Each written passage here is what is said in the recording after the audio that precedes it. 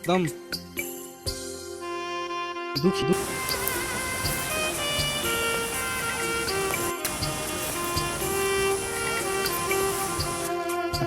ल्याइदिएको छु। त्यस कारणले बुवा नमस्कार। आउनु त बाहिर, तपाईँ भित्र बसिराख्नु भएको रहेछ, बाहिर आउनुहोस् त।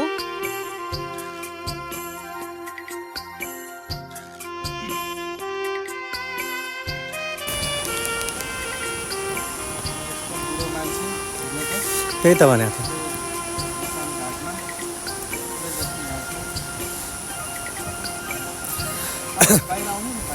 बाहिर आउनु भा आउनु।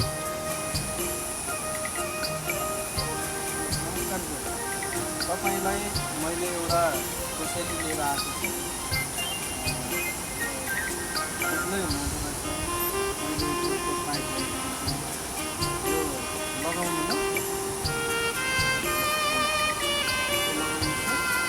लगाएर बाहिर आउनु न।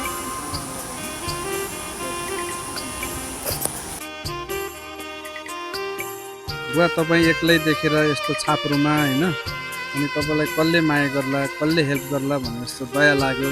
हुन त तपाईँको आफ्नो आफन्त हुनुहुन्छ कि हुनुहुन्न होइन, तैपनि मैले तपाईँलाई दया लागेर सहयोग गरेको।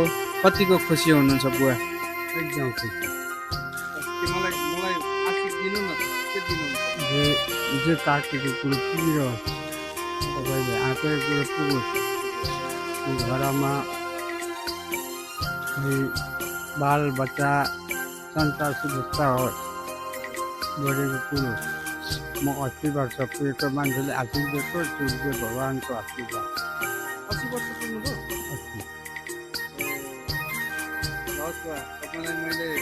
तपाईँलाई मैले सम्झेर माया गरेर यहाँसम्म आएर हजुरलाई मैले कोट प्यान्ट अब यहाँभन्दा सकिनँ बुवा होइन, जति सकेँ त्यति नै गरेँ बुवा।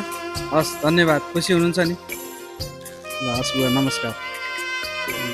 मेरो दाइले चाहिँ फ्रुटी बिस्कुट ल्याएर दिनुभयो। उहाँ दाइले, उहाँ पनि दयाको खानी हुनुहुन्छ, बुढो मान्छेलाई माया गर्ने मान्छे हो। ल बुवा तपाईँ यसरी एक्लै बस्नु भएको छ, राम्रोसँग बस्नुहोस्। यस्तो कोसी किनारमा अब मसान घाटमा यसरी बस्नु भएको छ, राम्रोसँग बस्नुहोस् है बुवा।